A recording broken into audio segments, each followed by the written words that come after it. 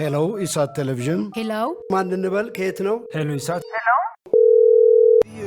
ኢሳት ነጻ የህዝብ ሚዲያ ወትሮም ቢሆን የህዝብ አይንና ጆሮ እንደመሆኑ ይህንን የህዝብ ቅሬታ ማስተናገጃ መድረክ አሰናድቷል። በዚህም ያጋጠሙትን ወይም ያስተዋሉትን የመልካም አስተዳደር ችግር፣ የሙስናና የጉዳይ ገዳዮች ጉድኝት፣ የመብት ጥሰትና ስልጣንን ያለአግባብ የመጠቀም ጸረ ዲሞክራሲያዊ አሰራሮችን ይጠቁሙን። የሚመለከተውን የመንግስት አካል በማነጋገር ተጠያቂነት የሚሰፍንበትን መፍትሄ እናፈላልጋለን። በስልክ ቁጥሮች 0901 458845 ወይም 0901 451145 በተጨማሪም በ0944 02 11 11 በ0906 77 42 92 ይደውሉ። ልናስተናግደው ዝግጁ ነን። ኢሳት ነጻ የህዝብ ሚዲያ። አርስተ ዜና። በአዲስ ከተማ ክፍለ ከተማ መኖሪያ ቤታቸውን በእሳት አደጋ ያጡ ነዋሪዎች ምትክ አልተሰጠንም ሲሉ ቅሬታ አቀረቡ። ከውጭ ኢራን የኃይል ማመንጫዎችን ለመጠበቅ ወጣቶች እጅ ለእጅ ተያይዘው የሰው ሰንሰለት እንዲሰሩ ጥሪ ያቀረበች።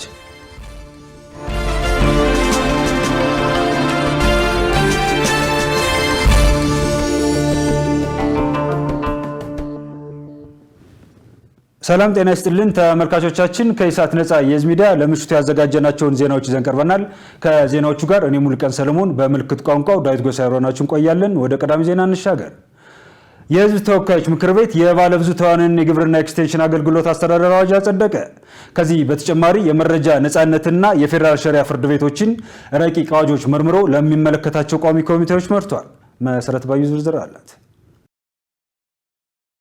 የህዝብ ተወካዮች ምክር ቤት በዛሬው ዕለት ባካሄደው መደበኛ ስብሰባ የተሻሻለውን የባለብዙ ተዋንያን የግብርና ኤክስቴንሽን አገልግሎትና አስተዳደር አዋጅ አጽድቋል። በህዝብ ተወካዮች ምክር ቤት የግብርና ጉዳዮች ቋሚ ኮሚቴ ሰብሳቢ ሰለሞን ላሌ ሪፖርቱንና የውሳኔ ሀሳቡን ባቀረቡበት ወቅት የግብርና ኤክስቴንሽንን አገልግሎት ተደራሽነትን ለማስፋት፣ ምርትና ምርታማነትን ለማሳደግ አዋጁ መዘጋጀቱን አስረድተዋል። የግብርና ኤክስቴንሽን መሰረተ ልማት ዝርጋታዎችና ማዘመን በመንግስት ላይ ብቻ በመውደቁ በሚጠበቀው ደረጃ እርካታ ያልተገኘበትን የተጠቃሚዎች ፍላጎት ምላሽ ለመስጠት የሚያስችል አገልግሎቱ ባልደረሰባቸው አካባቢዎች የግብርና ኤክስቴንሽን ፈንድ በማቋቋምና ችግሩን ለመቅረፍ ጠቃሚ ስልት ያካተተ ጥራቱን የጠበቀ አገልግሎት ለተጠቃሚ እንዲደርስ የሚያግዝ የስርዓት መገምገሚያ የግብርና ልማት የአጋር አካላት የምክክር መድረክ እንዲኖር የአሰራር ስልት ያደራጀና ምርትና ምርታማነትን በመጨመር የግብርና ሽግግርን እውን ለማድረግ ትልቅ ድርሻ ያለው መሆኑን ቋሚ ኮሚቴው አምኖበታል። በሌላ በኩል ምክር ቤቱ የመረጃ ነጻነት ረቂቅ አዋጅን መርምሮ ለሚመለከተው ቋሚ ኮሚቴ የመራ ሲሆን አዋጁ የመረጃ ነጻነትን ከማረጋገጥ አኳያ ፋይዳው የጎላ መሆኑ ተገልጿል። በአዋጁ ላይ መካተት አሉባቸው የተባሉ ጉዳዮችም በአባላቱ ተነስተዋል። ለመረጃ ጠያቂው የሚሰጥ ማንኛውም መረጃ በይዘትም ሆነ በቅርጽ እውነተኛና ትክክለኛ ነው ተብሎ ይገመታል። መረጃ ጠያቂው የተሰጠውን መረጃ መሰረት በማድረግ ሊጠቀምበት ይችላል ይላል። የተሳሳተ መረጃ የሚሰጡ ተቋማት ካሉ ምንድነው የሚደረጉት የሚለው ነገር አዋጁ ላይ አልተመለከተም። ምክንያቱም የምናየው ነገር ነው። በየመስሪያ ቤቱ ተሰግስገው ዜጎች እና ሀገርን የሚጎዱ የሚያሰራጩ በመንግስት የተሰገሰጉ ሰዎች አሉ። እንዴት ነው ተጠያቂ ሊሆን የሚችሉት የሚለው ነገር የለም። ራሳቸው አውቀው ተሳስተው ህዝብን የሚያሳስቱ ሀገርን የሚጎዱ አካላት ስላሉ እንዴት ነው የሚጠየቁት የሚለው ነገር አዋጁ ላይ መካተት መቻል አለበት። ከብሔራዊ ደህንነት ጋር ተያይዞ ማይገለጽ ጉዳይ ካለ ስፔሲፊክ በብሔራዊ ደህንነት ተቋማቶቻችን ላይ የሚያደርሰው ጉዳት በይፋ መኖር መረጋገጥ የሚያስችል ድንጋጌ መካተት አለበት ብዬ አስባለሁ። በጅምላ እነዚህ የብሔራዊ ደህንነት ጉዳዮቻችን ናቸው መገለጽ አይችሉም እየተባለ የዜጎች የመረጃ የማግኘት መብትን የሚጋፋ እንዳይሆን እና ብልሹ አሰራርንም ለመሸፈን በተለይ በመከላከያ፣ በደህንነት፣ በፖሊስ፣ በጸጥታ ተቋሞቻችን ላይ ያሉ ብልሹ አሰራሮችን ለመሸፈን እንዳይውሉ ይሄ በአግባቡ ትርጉሙ በምን ሁኔታም ስፔሲፊካሊ እንደሚከለክል ተብራርቶ በአዋጅ ውስጥ ቢካተት ለማለት ነው። መረጃውን ለማግኘት በዝቅተኛ ወጪ መቅረብ እንዳለበት ለጠያቂው አካል ይገልጻል። ነገር ግን ዝቅተኛ ወጪው እንዴት እንደሚሰላ በዝርዝር የተባለ ነገር የለም። ለጋዜጠኞች የተለየ ከክፍያ ነፃ መብት ሊካተት ይገባል በዚህ አዋጅ ያስባለሁ። ከዚህ በተጨማሪ ምክር ቤቱ የፌዴራል ሸሪዓ ፍርድ ቤቶች ረቂቅ አዋጅ መርምሮ ለሚመለከታቸው ቋሚ ኮሚቴዎች መርቷል። የተሻሻለው የወንጀል ስነ ስርዓትና የማስረጃ የፍትህ ተቋማትን ኃላፊነት ለመወሰን ትልቅ ሚና እንደሚኖረው ተገለጸ። በሌላ በኩል አዋጁ የህጋዊነትን መርህ የተቃረነ ነው ሲሉ የህግ ባለሙያዎች አስተያየታቸውን ለኢሳት ሰጥተዋል። ገነት ዘዘው ዝርዝር አላት። ባለፉት 60 ዓመታት በስራ ላይ የነበረው የወንጀል ስነ ስርዓትና የማስረጃ ህግ የሚያሻሽለው አዋጅ ቁጥር 1410/2018 ዓ.ም በህዝብ ተወካዮች ምክር ቤት በቅርቡ ጸድቋል። የጸደቀውን አዋጅ በተመለከተ ኢሳት የህግ ባለሙያዎችን አስተያየት ጠይቀዋል። የህግ ባለሙያው ካሳሁን ሙላቱ በሰጡት ምላሽ ማሻሻያው ለረጅም ዓመታት የቆየ መሆኑን ገልጸው የህጉ መሻሻል የፍትህ ተቋማት ያላቸውን ኃላፊነት በግልጽ ለማስቀመጥ ትልቅ ሚና እንደሚኖረው አስረድተዋል። አክለውም ጉዳዩ የህግ ባለሙያዎችን ጨምሮ አከራካሪ መሆኑንና በማህበረሰቡ በኩልም የፖለቲካ አጀንዳ ስለመያዙ ተናግረዋል።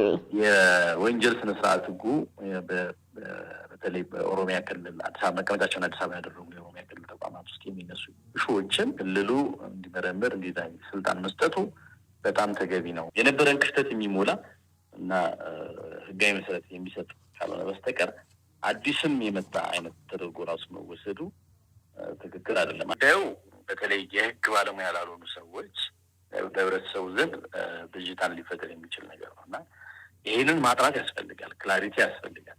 ክላሪቲ መፍጠር ያስፈልጋል። ሌላኛው የህግ ባለሙያ ጥጋቡ ደሳለኝ በበኩላቸው አዋጁ አሻሚ በመሆኑ በህግ ባለሙያዎች ላይ ጥያቄ የሚያጭር የህግ ድንጋጌ ስለመኖሩ ጠቅሰው የሚከተለውን ብለዋል። አዋጁ አንቀጽ 25 ንዑስ አንቀጽ 3 ላይ በግልጽ እንደተመላከተው የኦሮሚያ ፍርድ ቤቶች በአዲስ አበባ ባሉ የክልሉ ተቋማት ሰነድና ሰራተኞች ወይም አመራሮች ላይ ተያይዞ ለሚፈጸም ወንጀል የማጣራትና ክስ የማቅረብ ለኦሮሚያ ፍርድ ቤቶች ስልጣን ይሰጣል። ተሻሻለው የወንጀል ስነ ስርዓትና የማስረጃ ህግ ላይ የተጠቀሰው ለኦሮሚያ ፍርድ ቤቶች የተለየ ስልጣን ወይም ጉዳያቸውን በክልሉ ፍርድ ቤቶች እንዲያዩ ማስቻል የህጋዊነት መርህን የተቃረነ ነው። ሁለተኛ ጉዳዩ የህግ ኤሌመንት ወይም የህግ ነጥብ የህግ ጉዳይ መሆኑ ይቀርና ፖለቲካዊ ያሰኘዋል። ይሄ አንቀጽ ባይካተት ባይጸድቅ ተገቢ ነበረ። ከሆነ ግን አፈጻጸሙ ከፍተኛ ችግር ያመጣል፣ ጥያቄ ያመጣል። እኛስ የሚል ሌሎች ክልሎች ጥያቄ ያመጣል። ባለሙያው አያይዘውም ወንጀል በባህሪው የሚጣራው ወንጀል በተፈጸመበት አካባቢ ባለው የስልጣን አካል መሆኑን እንዲህ ያስረዳሉ። አዲስ አበባ ላይ ሌሎች የክልል መንግስታት የልማት ድርጅት ቅርንጫፍ አላቸው። እነዚህ የተለያዩ ባንኮች አዲስ አበባ ላይ መቀመጫቸውን አድርገዋል። በተመሳሳይ ሁኔታ ሌሎች ክልሎችም የልማት ድርጅቶችና ጉዳይ ማስተባበሪያ ቢሮዎች አሏቸው። እሺ፣ በእነዛ ክልሎች ጉዳይ የተፈጸመ ወንጀል በአዲስ አበባ ተጣርቶ በፌዴራል ፍርድ ቤቶች የስልጣን አካል ዳኝነት የሚሰጥ ከሆነ የኦሮሚያ የመንግስት ተቋማት ሰነዶች፣ አመራሮችና ሰራተኞች ላይ ለሚፈጸም ወንጀል በኦሮሚያ ፍርድ ቤቶች ይታያል ከተባለ ተቃርኖ አይፈጥርም ወይ? የኢትዮጵያ የፌዴሬሽኑ አባል የሆኑ እህት ክልሎች አዲስ አበባ ላይ ላላቸው ተቋማት ሰራተኞች እና አመራሮች ላይ ለሚፈጸምባቸው ወንጀል ወይም ለሚፈጽሙት ወንጀል ባህር ዳር ወይም ጋምቤላ ወይም አሶሲያ ወይም ማዕከላዊ ኢትዮጵያ ሆሳዕና ሊኬድ ነው ወይስ ባለው አሰራር ባለው የህግ ማዕቀፍ አዲስ አበባ ላይ የተፈጸመ ወንጀል ፍትህ ሚኒስቴር አቃቢ ህግ ጉዳዩ ተጣርቶ በፌዴራል ፍርድ ቤቶች ጉዳዩ ታይቶ ውሳኔ ይሰጣል በሚለው ይቀጥላል።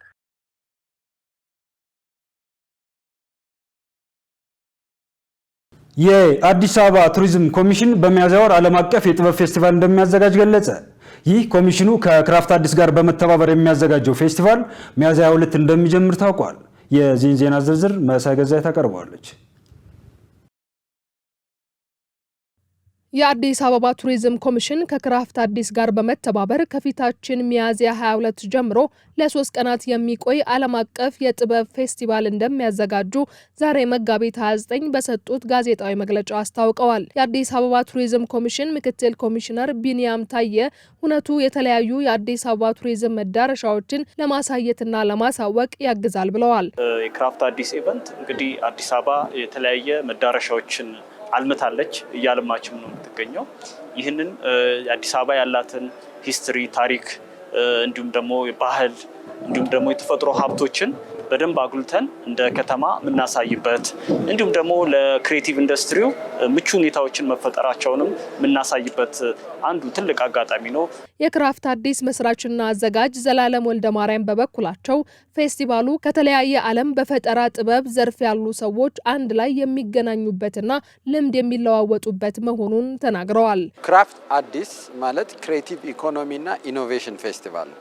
ክሬቲቭ ሴክተር የምንላቸው ከማስታወቂያ ሚዲያ ጭምር እና ፋሽን፣ ሚውዚክ፣ ፐርፎርሚንግ አርት፣ ቪዥዋል አርት እና አርኪቴክቸርን እና ጌሚንግ የመሳሰሉትን የሚያጠቃልል ኢንዱስትሪ ነው። ያ ኢንዱስትሪ ደግሞ ከፍተኛ ስራ የመፍጠር አቅምና ኢኮኖሚውን የማንቀሳቀስ አቅም አለው።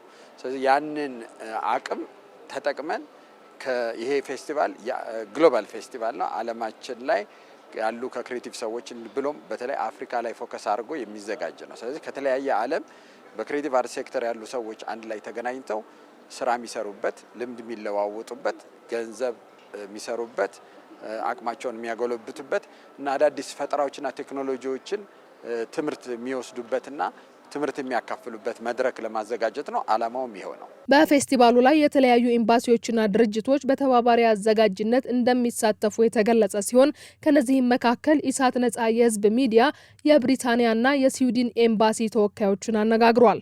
የብሪታንያ ኤምባሲ የኮሚኒኬሽንና የሶፍት ዲፕሎማሲ ክፍል ኃላፊ ጄሚ ማንስፕሪጅ እንደነገሩን የብሪታንያ አርቲስቶችና ሙዚቀኞች በፌስቲቫሉ ላይ ተገኝተው ስራቸውን በማቅረብ የልምድ ልውውጥ ያደርጋሉ። ፌስቲቫሉን በገንዘብ ከመደገፍ ባለፈ የብሪታንያ አርቲስቶች ወደ አዲስ አበባ መጥተው ስራቸውን እንዲያቀርቡና ልምድ ልውውጥ እንዲያደርጉ እናመቻቻለን። በሌላ በኩል ስዊድን ከኢትዮጵያ ጋር ዲፕሎማሲያዊ ግንኙነት የጀመረችበትን 80ኛ ዓመት እያከበረች መሆኑን የነገሩን የስዊድን ኤምባሲ ምክትል ዋና ጸሐፊ ሃምፐስ ሆልመር ደግሞ የተለያዩ የዘርፉ ባለሙያዎችና ተጋባዥ ንግግር አድራጊዎች ከስዊድን ወደ አዲስ አበባ በመምጣት በፌስቲቫሉ ላይ ስራቸውን ያቀርባሉ ብለውናል። ዘንድሮ ስዊድን ከኢትዮጵያ ጋር የዲፕሎማሲ ግንኙነት የጀመረችበትን 80ኛ ዓመት በማክበር ላይ ትገኛለች። በዚህ ወቅት በአዲስ አበባ በሚዘጋጀው የጥበብ ፌስቲቫል ላይ የተለያዩ የፈጠራ ሙያ ያላቸውን አርቲስቶችና ንግግር አድራጊዎች ከስዊድን በማስመጣት በስፍራው እንዲገኙ ድጋፍ በማድረጋችን ደስታ ይሰማናል። ከሚያዝያ 22 እስከ 24 ቀን 2018 ዓ.ም ለ3 ተከታታይ ቀናት በአድዋ ሙዚየም የሚካሄደው ፌስቲቫል ከ10 ሺህ በላይ ተሳታፊዎችን ያስተናግዳል ተብሎ ይጠበቃል። በአዲስ ከተማ ክፍለ ከተማ መኖሪያ ቤታቸውን በእሳት አደጋ ያጡ ነዋሪዎች ምትክ አልተሰጠንም ሲሉ ቅሬታ አቀረቡ። በሌላ በኩል በክፍለ ከተማው የወረዳ 6 ዋና ስራ አስፈጻሚ ቅሬታ አቅራቢዎቹ ህጋዊ መሰረት የላቸውም ብለዋል። ሰላማዊት ሙሉጌታ ዝርዝር አላት። በአዲስ አበባ ከተማ በአዲስ ከተማ ክፍለ ከተማ በተለምዶ ሀብተ ጊዮርጊስ ተብሎ በሚጠራው አካባቢ ላይ ከ1 ዓመት በፊት የእሳት አደጋ መከሰቱ ይታወሳል። ከዚሁ ጉዳይ ጋር ተያይዞ በአደጋው ምክንያት መኖሪያ ቤታቸው የፈረሰባቸው ነዋሪዎች ለኢሳት ባቀረቡት ቅሬታ ክፍለ ከተማው ቤታቸው ከተቃጠለባቸው 90 ሰዎች መካከል ለ74ቱ ሰዎች ምትክ ቤት መስጠቱን ጠቅሰው የቀሩትና ቅሬታ ያቀረቡት እስካሁን ድረስ እንዳልተሰጣቸው ገልጸዋል። ቅሬታ አቅራቢዎቹ በአሁኑ ወቅት በወጣቶች ማዕከል አዳራሽ ውስጥ እንደሚገኙ ገለጹ ሲሆን መሰረታዊ በሚባሉ ፍላጎቶች ላይ ችግር እየገጠማቸው እንደሆነም እንዲህ ያስረዳሉ። አጠቃላይ የተቃጠለብን 90 ሰዎች ነን። 90 ቤት ነው የተቃጠለው። ከ90 ቤት የግል ቤትም ቀበሌ ቤት ምናምን የሚባል አለ እና ለ74 ሰው ብቻ ሰጠና እኛን 30 ምናምን የምንሆነውን እዛው አስቀመጠን ማለት ነው። እና ምክንያት ስንል እነዚህን አድርሰን እናንተን ደግሞ እንወስዳቸዋለን ጠብቁ ነው ያለን። በዛ ላይ ረጅም አመት ኑረናል። በዛ ላይ የምንተዳደረው በአልጋ ነው። አልጋ አለን እናስተኛለን አልጋ ላይ ማለት ነው። አቶ ግዛቸውን አናግረናል። እንኳን ለእናንተ ለተከራይም ሰጥተናል ጥለን አንጥላችሁም ነበር መልሱ። ያው ሰነድ አልባ ነው። ሰነድ አልባም ቢሆን ሁሉም ተሰጥቶታል። እኛም ያው እሷም እንዳለችው ምንም እቃው ላይ ዘን ንብረቱ ላይ አልወጣንም። የሰራ ከጎን ቀጥለን የሰራ ነው ቤት አለ። ከዛ የራሳችን ኑሮ የጀመርን አለ። እነሱ ያሉት ደግሞ ለቤተሰብ ሰጥተው ይሆናል ያልተሰጣቸውም አለ። አጠቃላይ እንደዚህ በዚህ ጉዳይ ያሉ 18 ሰዎች ናቸው። በቤት ምትክ አግኝቶ 2-3 ቤት ያገኘም አለ። ከአንድ ቤት ማለት ነው። ለአባት ተሰጥቶ ለልጅ ምናምን ይሰጣም አለ። ኢቭን እንኳን ለተከራይ በራሴ 3 ልጆች ይዤ የት ነው የምወድቀው? ሜዳ ላይ ሁላችንም ልጆች አሉ እዛ ውስጥ አዳራሽ ውስጥ ማለት ነው። ሽንት ቤት አልነበረንም፣ ውሃ አልነበረንም። ተዘግቶብን አሁን 1 ወር ቢሆን ነው የተከፈተልን። በቃ እየለመንን ሴተኛ ዳር የሚሆናል ልመና ውስጥ የሚገባል። ምክንያቱም በዛ ባልጋ ብር ነበር የምንኖረው። ቅሬታ አቅራቢዎቹ የገጠማቸውን ችግር ለሚመለከተው የመንግስት አካል በአካል ቀርበው የጠየቁ ቢሆንም ተገቢውን ምላሽ አለማግኘታቸውን ጠቁመው ከተጠለሉበት የወጣቶች ማዕከል አዳራሽም መጋቢት 30 2018 ዓ.ም እንዲወጡ የታዘዙ መሆኑን አስታውቀዋል። 30 ትወጣላችሁ ስላሉን የት እንደምንኖር በጣም ግራ ገብቶኛል። አንድ ቤት ደግሞ 10 ሰው 5 ሰው ነው ያለ ነው ቤተሰብ ራሱ ያቺ ቤት ውስጥ ገብተን እንዴት እንደምናረግ አላቅም። አብናትም አባትም ቢኖረን ደካማ ናቸው። ሰርተውኛን ራሱ ማስተዳደር አይችሉ። አናቃቸውም። ዘለው ነው የገቡት ከምን ከጎዳና ላይ ነው የገቡት ምናምን እያሉ ከክፍለ ከተማም ከቀበሌም ያሉ ሰዎች እንደዚህ ያደርጉ እየመለሱ ነው። ምንም አይነት ትብብር ሊያደርጉልን አልፈለጉ። የት ነው የምንሄደው? የነ የምንወርቀው? እኛ ቤት የነበረን ሰዎች ተፈናቅለን እንደገና ጎዳና መውጣት ማለት እንዴት ነው የሚከብደው? ኢሳት የነዋሪዎችን ቅሬታ በመያዝ የአዲስ ከተማ ክፍለ ከተማ ወረዳ 6ን አነጋግሯል። የወረዳው ስራ አስፈጻሚ አቶ ግዛቸው ይበልጣል እንደገለጹት በወቅቱ በህጋዊ መንገድ ቤት ለሚገባቸው ዜጎች ምትክ የተሰጠ መሆኑን ገልጸው እነዚህ ቅሬታ አቅራቢዎች ግን ህጋዊ መሰረት የላቸውም። ሆኖም እንደ መብት ሳይሆን እንደ ዜጋ በአሰራሩ መሰረት በሂደት ለመስጠት ጥረት እያደረጉ መሆኑን አብራርተዋል። ተከራይ ሆነው ሲኖሩ የነበረ ከእናት አባታቸው ጋር ሲኖሩ የነበሩና እዛው ተጠግተው ሲኖሩ የነበሩ ጥገኛ ሆነው ሲኖሩ የነበሩ ዜጎች ናቸው። እነዚህን በመጠለያ ወደ መጠለያ እነዛኞች ሲሄዱ ለማስተናገድ ተቸግሯል። ክፍለ ከተማውም ወረዳውም ማለት ነው። ለምን የሚያገኙበት ህጋዊ ማዕቀፍ አልነበረም። ምንም ሰነድ እጃቸው ላይ አልነበረም ማለት ነው። ቤት እንደ ማንኛውም የዳህዳ በዳህዳ ተተችቶ አላረላ አሰራሩ እዛ ተተችተው ወረፋ ጠብቀው የማግኘት መብት አላቸው። ለማንም አልተነፈገም ማለት ነው። ስለዚህ በዛ ስርዓት ተስተናግዳላችሁ። ለጊዜው ግን እሱን ወጣት ማዕከልም እየተጠየቅን ስለሆነ ከዛ እንድትወጡልን ነው ተነጋግረን በፊርማቸውም ያረጋገጡ እንወጣለን ብለው ማለት ነው። እንግዲህ ተከራይቶ የሚኖር ከሆነ በፊት አሁንም ተከራይቶ መውጣት አለበት ማለት ነው። እንግዲህ እዚህኛው ላይ እናት አባት ሲያስተናግደው ከነበረ ዋይኖት ለምን እዛ ወስደው አብረው እንዲኖሩ አላደረጉም? ተከራይተው ከነበረ ደግሞ ለምን አሁንስ ወጥተው በአነስተኛ እንትን ተከራይተው መኖር አልቻሉም የሚለው ሌላ ጥያቄ ነው። የጋራም እውቅና ለመፍጠር በዛ ልክም አልጣልናቸውም። መረጃቸውም ሄዷል ማለት ነው። የሚስተናገዱበትን ስርዓት እንፈጥራለን ነው። ከዛ ውጭ ምንም የምናስተናግድበት ማዕቀፍ ስለሌለ ማለት ነው። ተመልካቾቻችን ለምሽቱ የሚተላለፉላችሁ ዜናዎቻችን እንደቀጠሉ ናቸው። አሁን ደግሞ የቢዝነስና ኢኮኖሚ መረጃዎችን የምንሰማበት ሰዓት ላይ ደርሰናል። ለመረጃዎቹ ባልደረባችን ሰላማዊት ሙልጌታ እየጠበቀችን ነው። ተከታትለን እንመለስ።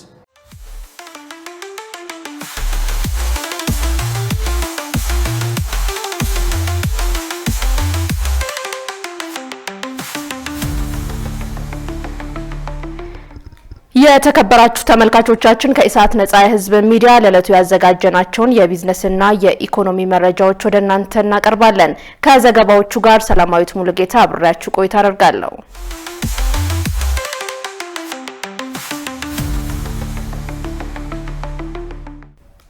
የገንዘብ ሚኒስቴር የማክሮ ኢኮኖሚና መዋቅራዊ ማሻሻያዎችን የሚገመግም ዝርዝር ሪፖርት ይፋ አደረገ። ሚኒስትር አህመድ ሽዴ በዚህ ወቅት እንደገለጹት የኢንዱስትሪ ዘርፉ የኢኮኖሚ ሞተር ሆኖ መቀጠሉን ጠቅሰው የግብርናና የአገልግሎት ዘርፎች የላቀ አፈጻጸም እያሳዩ መሆኑን አስረድተዋል። የተቀናጀ የፊስካልና የገንዘብ ፖሊሲ ተግባራዊ መደረጉ የኑሮ ውድነቱን ጫና በማቃለል ረገድ ተስፋ ሰጪ ውጤት ማስመዝገቡን አብራርተዋል። አቶ አህመድ አያይዘውም የምንዛሬውን ተመን ማሻሻል ተከትሎ በሀገሪቱ የውጭ ንግድ ላይ ታሪካዊ ለውጥ ተመዝግቧል ብለዋል። የኢትዮጵያ ምርቶች በዓለም ገበያ ያላቸው ተወዳዳሪነት በመጨመሩ ከዘርፉ የሚገኘው ገቢ ማደጉን ጠቅሰው ከዚህ በተጨማሪ የሐዋላ ገቢ፣ የውጭ ቀጥታ ኢንቨስትመንት ፍሰትና የውጭ ምንዛሬ ክምችት ላይ የታየው ማሻሻል ከፍተኛ ነው ብለዋል። መንግስት የገቢ አሰባሰቡን ስርዓት በማዘመኑ ጠቅላላ ገቢው ከፍ እንዲል ማድረጉን ጠቅሰው ይህም የሀገሪቱን የውጭ ዕዳ ጫና በዘላቂነት ለመቀነስ እየተደረገ ያለውን ጥረት በእጅጉ ማገዙን ተናግረዋል። የኢትዮጵያ የተሟላ የማክሮ የኢኮኖሚ ማሻሻያ በተቀናጀ አመራርና በማስረጃ ላይ በተደገፈ ትንታኔ እየተመራ መሆኑን ጠቁመው በቀጣይም መዋቅራዊ ለውጦችን በማጠናከር የተረጋጋና እያደገ የሚሄድ ኢኮኖሚ ለመገንባት በቁርጠኝነት እንደሚሰራ አረጋግጠዋል። 929 ደረጃዎች መዘጋጀታቸው ተገለጸ።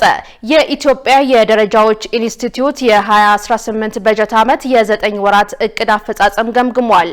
በግምገማው ላይ ንግግር ያደረጉት የኢንስቲትዩቱ ዋና ዳይሬክተር ዶክተር መለሰ በቀለ ግምገማው ለቀሩ ወራቶች የላቀ ውጤት ለመቀዳጀትና ለቀጣይ ዓመት መንደርደሪያ የሚሆን ስለሚሆን ያሉንን ጸጋዎች አሟጠን በመጠቀም የተሳካ አፈጻጸም ለማስመዝገብ ርብርብ ማድረግ እንደሚገባ አስገንዝበዋል።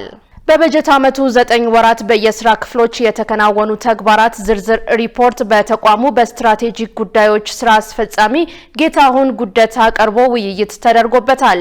በተቋሙ በ9 ወራት ውስጥ ከተከናወኑ ተግባራት የንግድ ስርዓቱን ለማቀላጠፍ የሚረዱ 113 አዲስና 616 የተከለሱ በድምሩ 929 ደረጃዎች በተለያዩ ዘርፎች መዘጋጀታቸው ተገምግሟል። የተዘጋጁ ደረጃዎች ተግባራዊነት ለማሳደግ ደግም ተቋሙ ባለፉት 9 ወራት ከተለያዩ ተቋማት ለተውጣጡ 3194 ባለሙያዎች የአመራር ስርዓትንና የምርትና አገልግሎት ደረጃዎችን መሰረት ያደረጉ ስልጠናዎች መሰጠቱን ተገልጿል።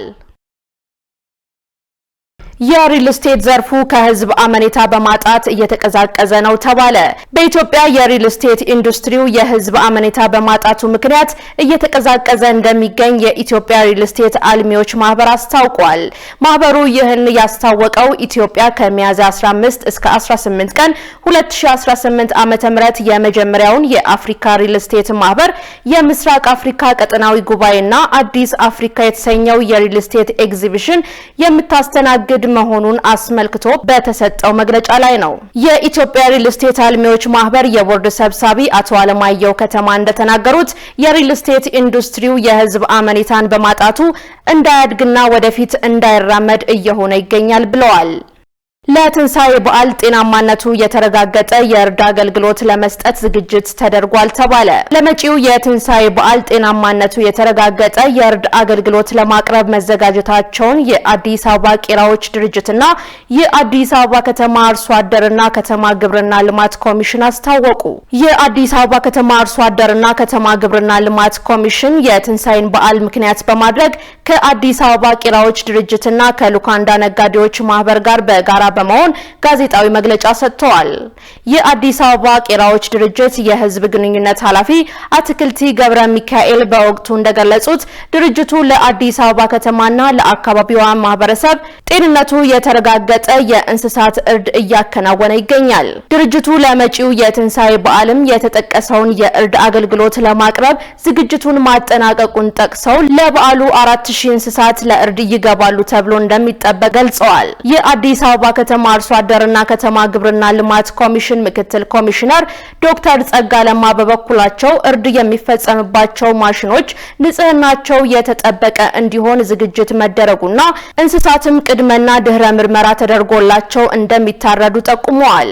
የአዲስ አበባ ደንብ ማስከበር ባለስልጣን የህዝብ ግንኙነት ዳይሬክተር የምስራች ግርማ በበኩላቸው ባለስልጣኑ የዜጎችን ጤና የአካባቢን ንጽህና ለመጠበቅ እንደሚሰራ ገልጸው ህገወጥ እርድ የሚያከናውኑትን አካላት ለመቆጣጠር ግብረ ኃይል መቋቋሙን ተናግረዋል።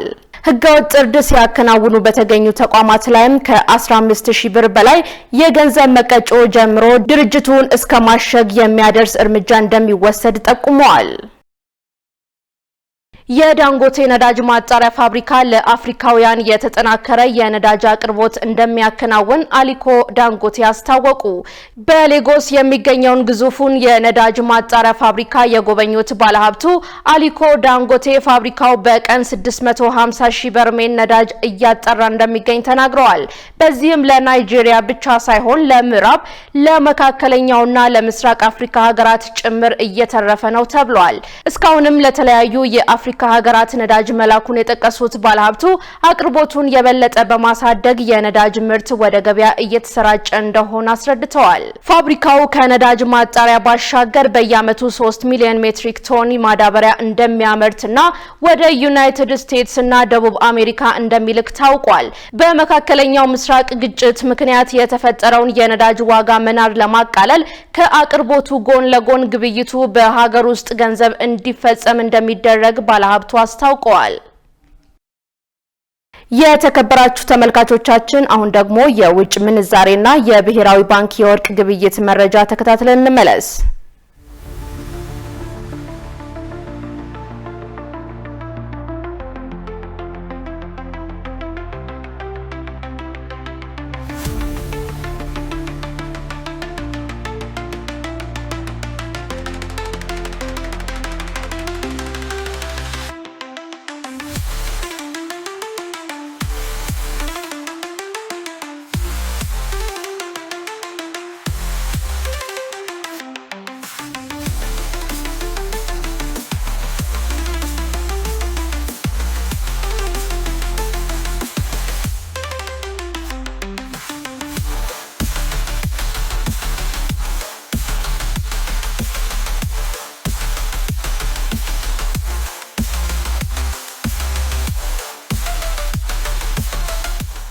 ተመልካቾቻችን ለዕለቱ የነበረን የቢዝነስና የኢኮኖሚ መረጃ በዚሁ ተጠናቋል። ወደ ዋናው ዜና ላሳልፋችሁ።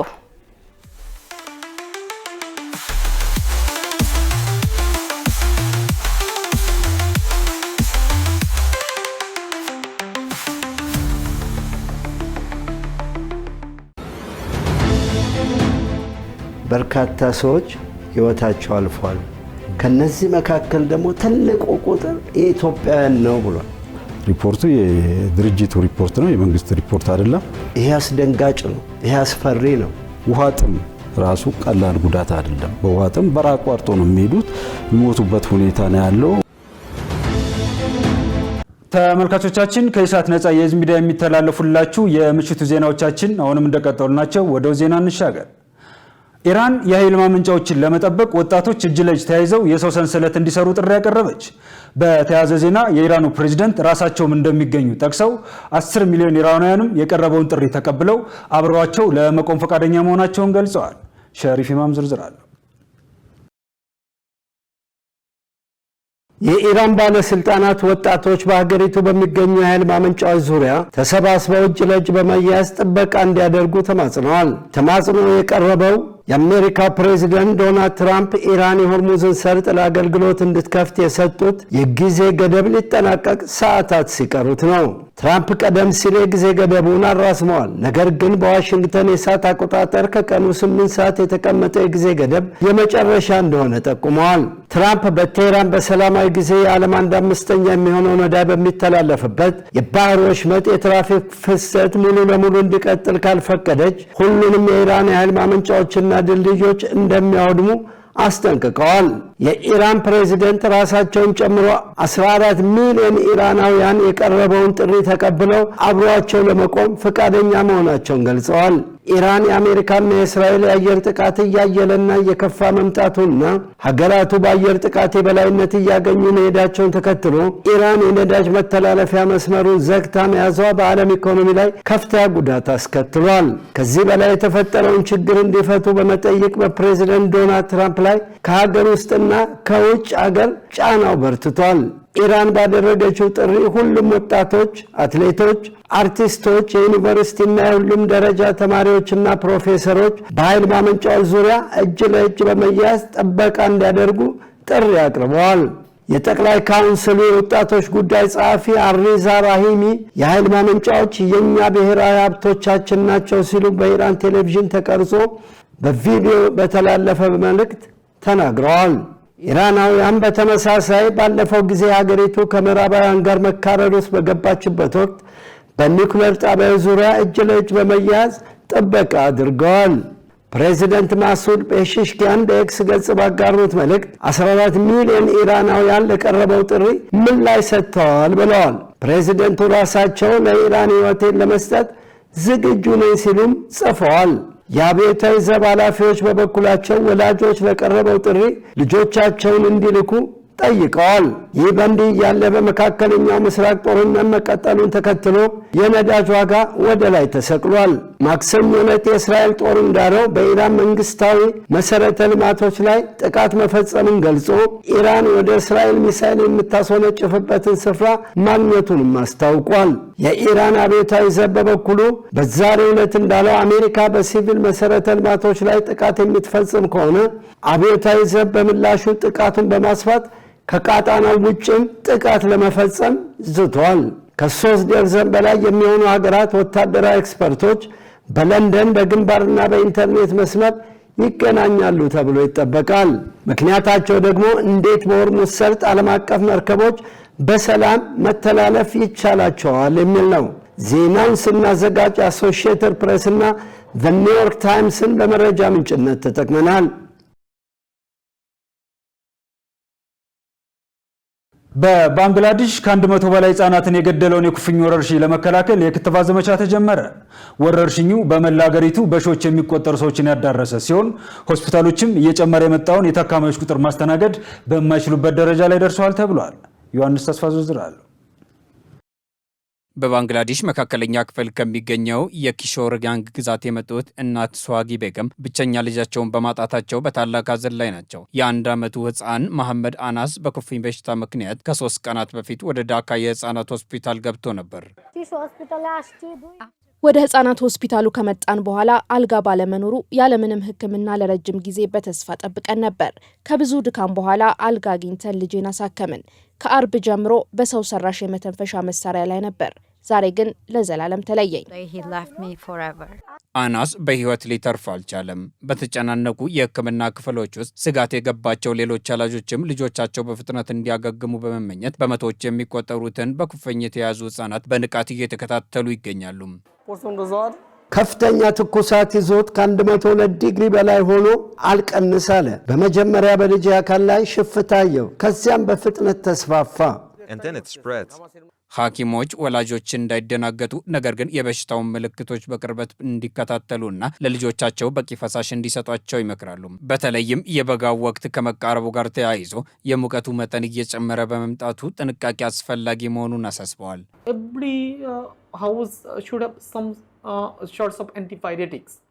እያንዳንዱ ቤት እንደ ፓራሲታሞል ያሉ ትኩሳት ማስታገሳዎች ሊኖሩት ይገባል። ህጻናት ትኩሳት ሲኖራቸው የሰውነት ፈሳሽ ስለሚቀንስ ፓራሲታሞል እንዲሰጧቸውና እንደ ኦአርኤስ፣ ለብ ያለ ውሃ፣ የፍራፍሬ ጭማቂ ያሉ ፈሳሾች እንዲያጠጧቸው እንመክራለን። ህፃኑ ጡት የሚጠባ ከሆነ ደግሞ በተቻለ መጠን ጡት ማጥባቱ እንዲቀጥሉ እናሳስባለን።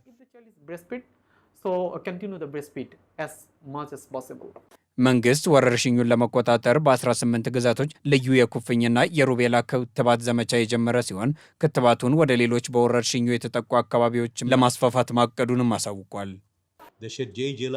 ኩፍኝ ወደ ተስፋፋባቸው ግዛቶች ሁሉ ክትባቱን ደረጃ በደረጃ እናደርሳለን። በፈጣሪ ፈቃድ በዚህ በሽታ ምክንያት የተፈጠረው አስቸኳይ ሁኔታ በቅርቡ ይሻሻላል። ዶክተሮች አብዛኛዎቹ የኩፍኝ በሽታ አይነቶች በወቅቱ በሚደረግ ክትትልና በቂ ፈሳሽ በመውሰድ ሊታከሙ እንደሚችሉ ቢገልጹም በአሁኑ ወቅት ያለው የመብራት መቆራረጥ በብዙ ሆስፒታሎች ውስጥ ሕክምናውን እያወሳሰበው ይገኛል። ወላጆች ሆስፒታሎች ቁጥራቸው በመጨመር ላይ የሚገኙትን ህጻናት ለማከም እየተቸገሩ በመሆናቸው መንግስት ተጨማሪ ድጋፍ እንዲያደርግ ጥሪ አቅርበዋል። ዜናውን ስናዘጋጅ ቲአርቲ ወርልድን በዋቢነት ተጠቅመናል። ተመልካቾቻችን ከኢሳት ነጻ የህዝብ ሚዲያ ለምሽቱ ያዘጋጀናቸው ዜናዎቻችን የተከታተሏቸውን ይመስሉ ነበር። ከዜናዎቹ ጋር እኔ ሙሉቀን ሰለሞን፣ በምልክት ቋንቋው ዳዊት ጎሳ አብረናችሁ ቆየን። መልካም ጊዜ ይሆንላችሁ።